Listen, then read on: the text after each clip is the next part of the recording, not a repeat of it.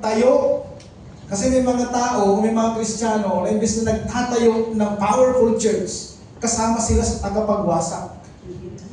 Ang church na powerless, yung mga member, powerless din. Powerless Christians. Kaya minsan, kinukumusta mong isang kapatid, kumusta ka kapatid? Eto, wala na makain. Powerless yung Kristiyano na yan. Alam nyo, mayroon akong isang kaibigan.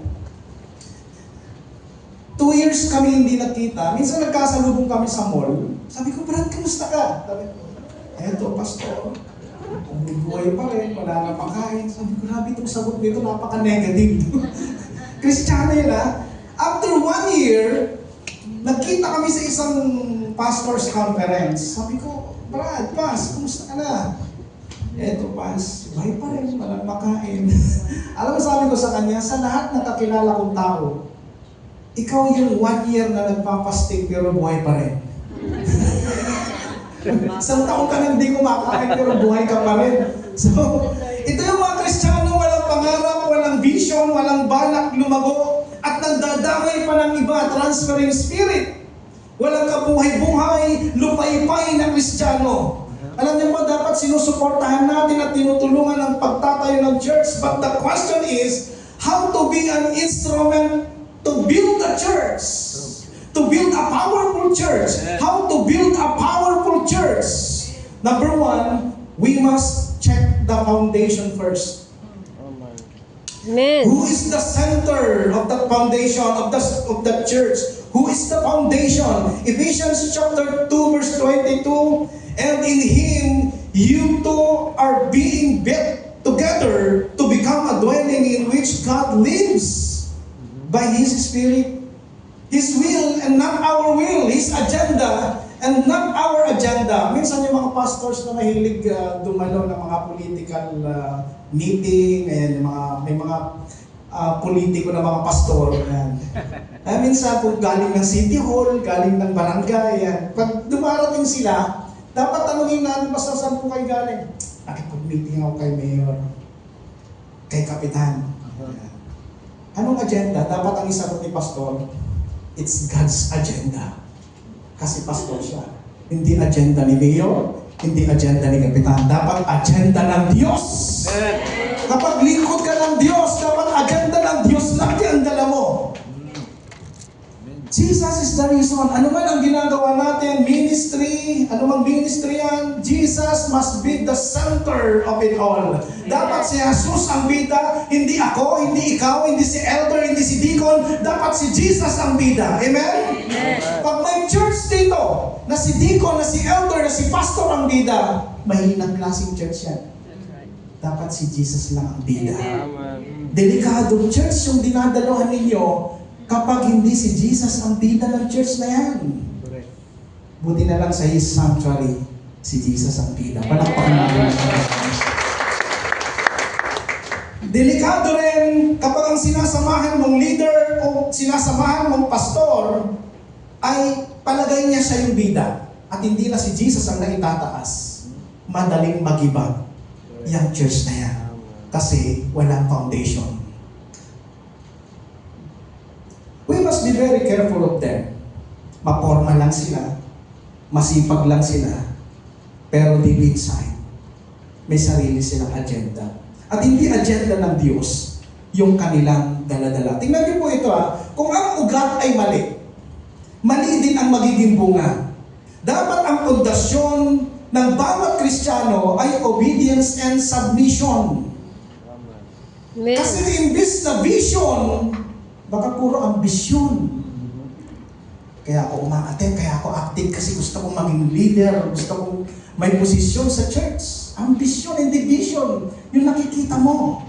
Kaya kami mga pastor, pinag-iingatan namin, hindi porket malaking magbigay, leader na yan. Hindi porket siya ang nagpa-tiles ng church, gawin natin leader yan. Hindi porket siya nag-donate ng magagandang kurtina ng church, leader na yan. No, dapat dadaan sila sa process. Yes. Amen. Kasi maraming puro ambisyon lang ang nasa isip. Hindi nakikita yung vision ng church.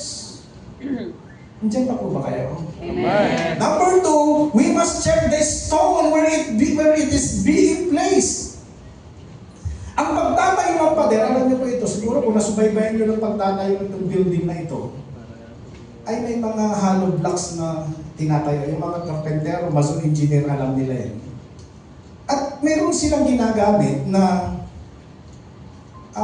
may tali, tapos may pabigat doon sa baba. Ang tawag doon ay hulog. Ang gamit doon, para maging tuwid yung pagtatayo ng pader. Kasi kung hindi nila ginamitan ng hulog, kaya minsan yung tao na medyo may attitude ang sasabihin, wala ka sa hulog. Kasi tabingi ang kanyang buhay. Ganyan din po yung pader na yan. Hindi yan straight kung hindi ginamitan niya ng hulog. Okay? Biruin mo, ang ilalagay mong leader ay baluktot. Yung ipapatong mo doon, magiging baluktot din yan. Kaya yung hollow blocks na baluktot pa lang sa una, na pagtatayo ng pader, hanggang taas baluktot yan. Kaya dapat ang nilalagay na leader o ng Diyos na manggagawa ay yung matuwid ang buhay. Para yung ipapatong doon yung susunod na generation ng paglilingkod ay matuwid sa harapan ng Diyos. Kasi pag nasimulan ng baluktot na hanggang sa dulo. Amen? Amen. Ang tawag doon wala sa hulog. At dapat sinisigurado rin walang crack. Yung bawat pader kung may crack yan, inaayos yan. Bakit? Yun ang pagsisimula ng sira ng pader someday. Yung mga Kristiyanong may crack. Sila yung magsisimula ng crack ng church someday. Magdi-divide ng church. I believe ang gawain po ng Panginoon, ang church po ay hindi na-divide. Minsan may natanong akong Kristiyano, kapatid, ano nangyari sa inyo? Ba't na-divide yung church ninyo? Alam mo, sagot niya sa akin, Pastor, inalaw ni Lord na ma-divide kami kasi dumami kami. Talaga? Yun ang paraan ni Lord? Madi-divide yung church para dumami? Bakit yung Iglesia ni Cristo hindi na-divide para dumadami? Tapos sinasabi natin tayo ang totoo. Kailangan pang ma-divide yung church para dumami. Pero na-divide, dumami nga. Pagdating ng pastor's conference, hindi napapansin ng dalawang pastor. Hindi makaka-apit sa namin. Magkatampuhan. Pero ayun mo, 20 pa lang yung member, dinivide niya na. Yung 10 na iwan kay pastor, yung 10 dinala niya. Amen. Kaya alam niyo sa McDonald's, marami nang nagiging church dyan. Marami na pong natatayong church sa McDonald's. After service, kakain yung mga leaders sa McDonald's, hindi kasama si pastor. Magmi-meeting sila, magtatayo ng sariling church. Kaya sa McDonald's, marami nang naitayong church. Alam niyo po yung McDonald's sa Quezon Avenue, corner Panay Avenue. So sino na nakakain sa Pilipinas? Sa Panay Avenue, corner EDSA. Tapos Quezon Avenue yung kabila. May McDonald's doon. Pumunta ka doon ng Sunday ng afternoon. Dalawang klaseng tao ang makikita mo doon. Yung isang klaseng tao, yun yung mga nagna-networking. Open-minded ka ba? Yan. Yung pangalawang klase ng tao, yun yung mga galing sa church na mga leaders na kumakain, hindi kasama si pastor. Pakinggan mo ang pinagmimitingan. Palitan na natin ang pastor natin. Kaya lumipat na tayo sa ibang church. Pero kunin mo yan. Kaya ang Project Elijah Missions Conference yun, ang dala-dala yung relationship ni Elijah and Elisha. I will not leave you, hindi kita iiwan hanggang buhay ka, hanggang buhay ang Diyos. Sabi ni Elisha kay Elijah. Amen. Pastors o leaders dapat nadi-discern Amen. yung kaluskos ni Satanas sa loob ng bahay. Alam niyo sa church, laging hati, sa Pilipinas po, kasi based on our experience, yung mga pinupuntahan kong church, naiimbita ako, laging hati yung simbahan, yung kalahati, kalaban ni pastor. Kontra kay pastor. Yung kalahati, sumusuporta doon sa kumakalaban kay pastor. Wala nang natira kay pastor. Pwede po bang pakitaas natin ang ating kanang kamay? Ipatong natin doon sa nasa kanang paligatan. Sabi mo, kapatid, lumaya ka na.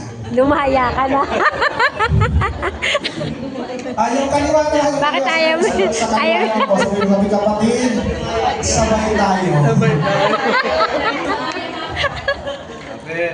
Siguraduhin po natin na tayo po ay mga tupa, hindi kambing. Amen? Amen. Parang may narinig ako, amen. Okay, ulitin natin. Siguraduhin po natin na tayo ay mga tupa, hindi kambing. Amen? Bibigyan ko kayo ng kwento. At pag nasakyan niyo itong kwentong ito, mag-closing prayer na ako. In Isaiah chapter 53 verse 6, sabi dito, we all like sheep have gone astray. Each of us has turned to his own way, and the Lord has laid on him the iniquity of us all. Kung papansinin natin itong verse na ito, bakit tupa ang ginamit ng Diyos na example sa mga Kristiyano? Di ba natin natanong yun? Bakit hindi manok? Always like chicken. Always like dog, o kaya cat. Bakit tupa? Kasi alam niyo mo ang tupa, ayon sa pag-aaral, ang tupa ang pinaka-inosenteng hayop. Pag pinabago mo, pinaka-ignoranteng hayop. Pag pinabago mo pa, pinaka-bobong hayop. Okay?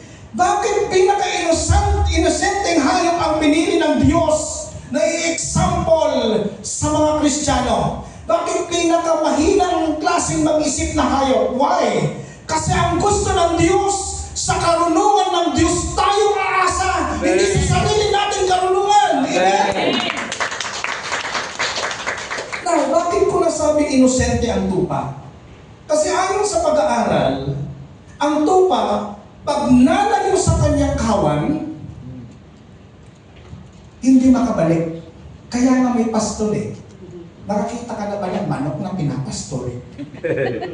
O kaya pusang pinapastol? Wala. Mga ano lang yan, mga pets lang yan. Pero yung tupa talaga ang pinapastol. Pangalawa, ang tupa ay walang kaalaman bumalik, walang kakayahang bumalik. Mahina nga, inosente. Kasi ayon sa pag-aaral, ang eyesight ng tupa, no sheep, ay 500 meters lang ang kayang abutin ng eyesight tayo mong mga tao. Pag tumayo tayo sa rooftop, ilang kilometro yung kayang abutin ng eyesight natin.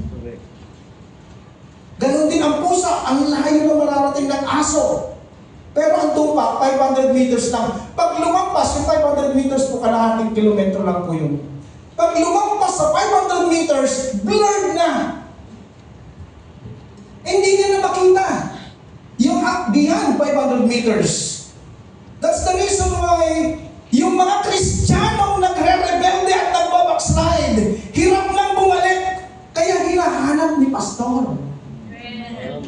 Kaya kapag may nag-testimony dito sa Lord, nakabalik ako, hindi ka nakabalik. May naghanap sa'yo para bumalik ka. Yan ang totoo. Kasi ang tupa, walang kakayanang bumalik. Inosente nga eh. Pangatlo, ang tupa ang ligaw ay pwedeng mahulog sa bangin anytime. Kapag ka naligaw na yan, hindi na makabalik doon sa kawan, yung group ng mga tupang pinanggalingan niya, nagliligalig na yan, hindi niya na alam kung saan siya babalikan, pwede siyang mahulog sa bangin. At alam niyo, may ugali ang tupa na gaya-gaya. Pag nakita ng tupa, yung kasama niyang tupa na laglag sa bangin, yung isang sumusunod sa kanya, uy, maganda yata yun ah. Magpapalaglag din sa bangin yun. Kasi kaya sunod-sunod yan. That's the reason why yung mga Kristiyano, gaya-gaya din. Uy, late siyang dumating sa church, magpapalik din ako. Nag-boyfriend siya ng unbeliever, magbo-boyfriend din ako ng unbeliever. Hindi siya nagtatides, hindi rin ako magtatides. Yan yung tupa. Lumipat ng church, nilipat din ako ng church. Bobo nga eh. Inosente. Ganyan ang tupa. Kaya ito ang ginagamot ng Diyos sa atin. Minsan, may isang pastor na sobrang emotional, nasasaktan na siya sa nangyayari sa church niya. Kasi ang dami umaattend. Pero ang liit ng kanilang income. Hindi nila mabayaran yung utang, hindi nila mabayaran yung kuryente, walang panglagyip sa mga sa mga manggagawa ng Diyos. Minsan nagpe-pray na si pastor. Talaga iba na yung prayer niya, Lord. Sana yung mga madadamot, tubuan na ng bukol. Yun na yung prayer ni pastor. Alam niyo, kinalingguhan, unti-unti nagdadatingan na unang dumating yung mga leaders, may mga bukol. Nung dumating si pastor, may bukol din. Hindi rin din pala siya nagtatights. Pang-apat, ang tupa pag nalayo sa pastor, wala nang tagapagbantay at subject na siya ng mga asong gubat, mga mababangis na hayop. Kaya nga maraming mga tupang lumabas sa kawan, nilalapa sila ngayon ng mga mababangis na hayop. Ni Satanas na mga demonyo nakapalibot sa kanila.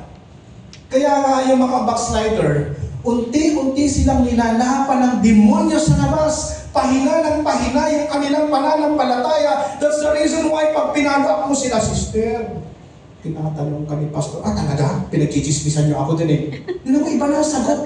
Kasi ang naririnig niyang tinig, mga roaring lion, hindi na tinig ni pastor ang naririnig niya. Bakit lumabas sa kawan? Kaya mga backslide, mahirap nang babalikin. Well, kumusta ka raw? Sabi ni sister, talaga, sama naman ang ugali nun. Alam mo, iba na yung tono niya. Bakit? Mga mababangis na hayop na ang naririnig niya, hindi na yung mensahe ng Diyos. Sabi mo sa katabi mo, kapalit, nanunod ka.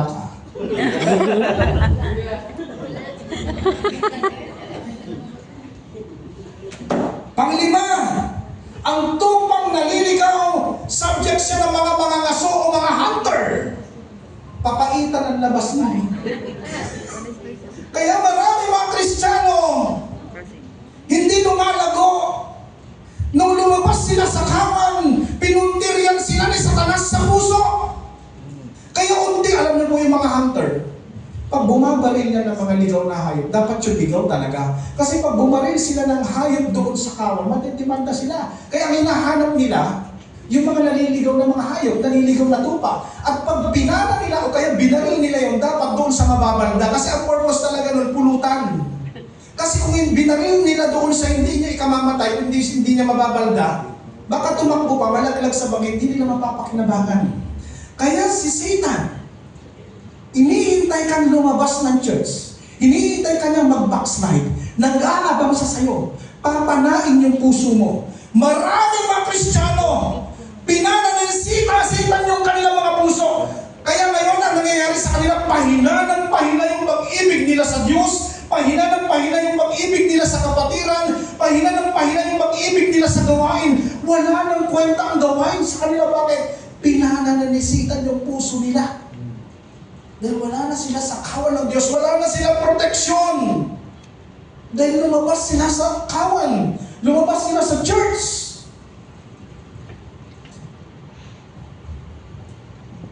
Mga kapatid, marami mga Kristiyano, sakit sa ulo ng church. Sorry to say. Kahit sa Pilipinas, marami po yan. Correct. Parang ang tahimik niyo. Parang may kilala kayo. Alam niyo yung mga mayayabang, they are not living by the Holy Spirit. Because they are not really born-again Christian. Kung gumagawa man ang mga taong ito, hindi leading ni Holy Spirit, kaya madaling mag-crack, madaling masira, madaling ma-expired ang kanilang mga gawa, madali sila mapagod sa paglilingkod sa Diyos. Hindi mahalaga sa kanila ang gawain ng Panginoon. Next, you are not destroyer. Ang sabi dito sa Hebrews chapter 3, verse 13-17, obey your leaders and submit to their authority. They keep watch over you as men who must give an account. Obey them so that their work will be a joy, not a burden. For that would be no advantage to you. Ibig sabihin, para din sa ating kabutihan, yung paglilingkod natin na may pagpapasakop. Alam niyo, maraming Kristiyano sa Pilipinas ang grabing gumawa ng himala.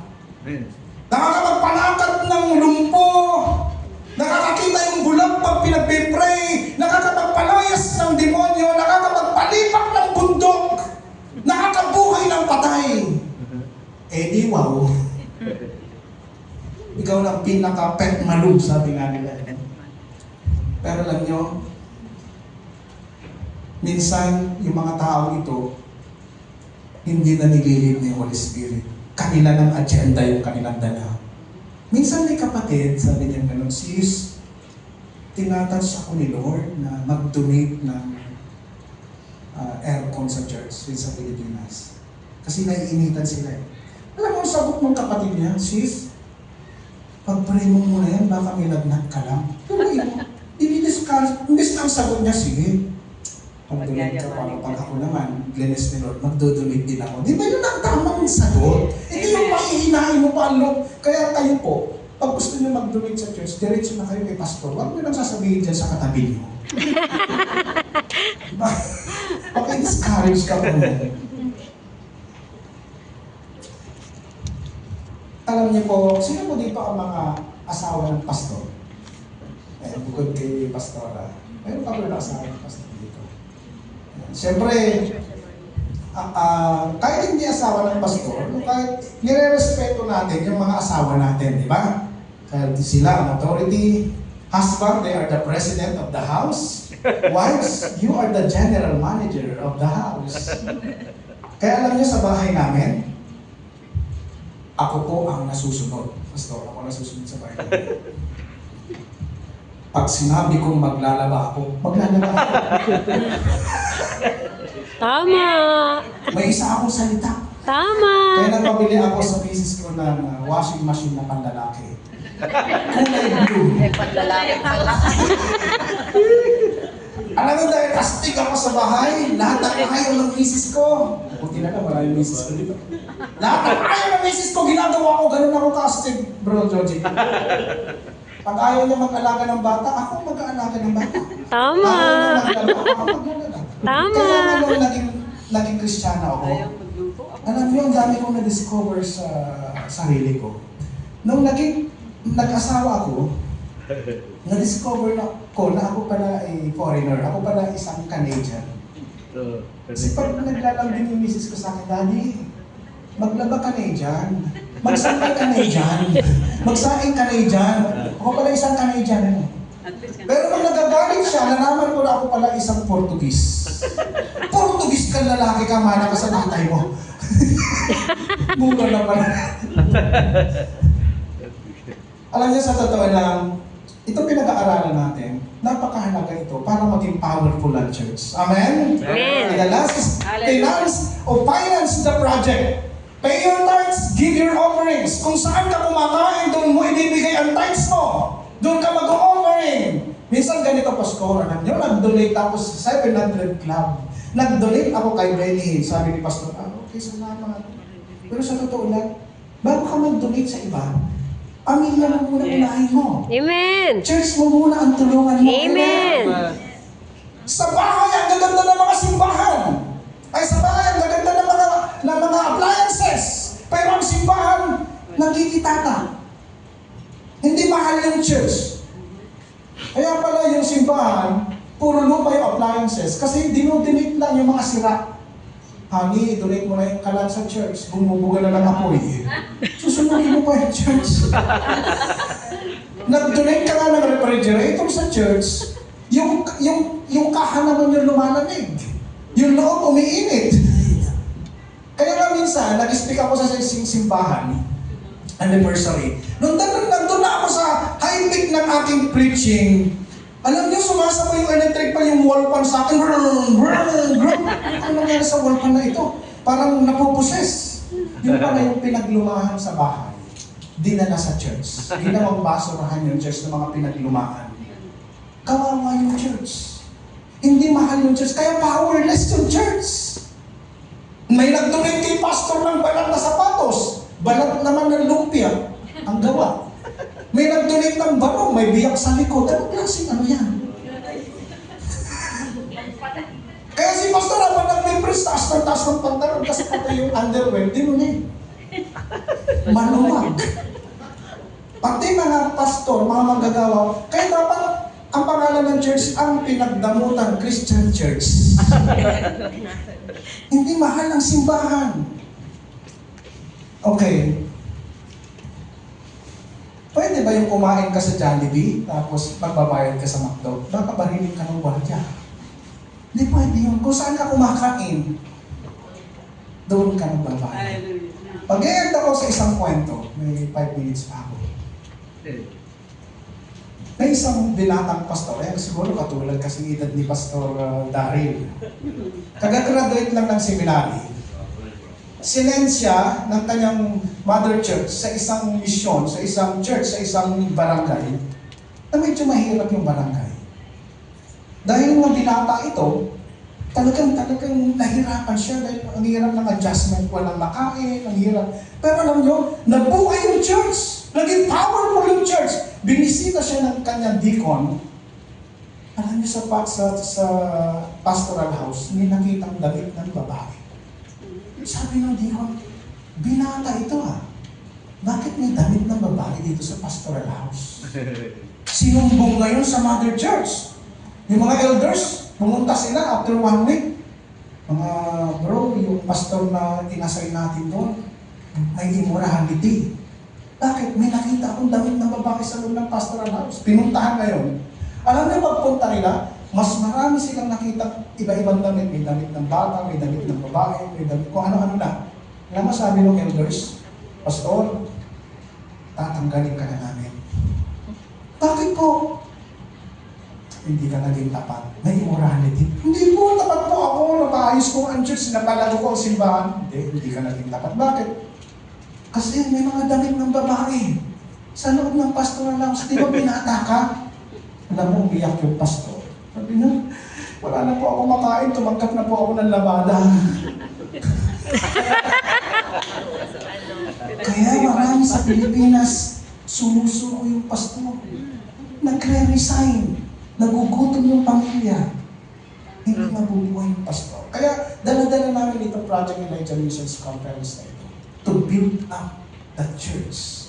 Maging powerful ang church. Mga kapatid, yan lang din lamang na binigyan tayo ng chance na maglingkod. Ito isang napakalaking privilege na paglilingkod sa Diyos. Pagputihin natin. Mahalin natin ang church, mahalin natin ang kapatiran, mahalin natin si pastor. Amen. Sabihin mo sa kapatid mo, kapatid, Kapatid, kahit ganyan ka, kahit ganyan mahal kita. Love your church. Amen? Para maging powerful ang church. Huwag niyong tipirin ang church. Kung gaano kaganda ang inyong mga bahay, dapat ganun din ang church. mas maganda lang. Mas maganda pa dapat. Dahil ito'y bahay ng Diyos. Amen? Tayo po tayong lahat.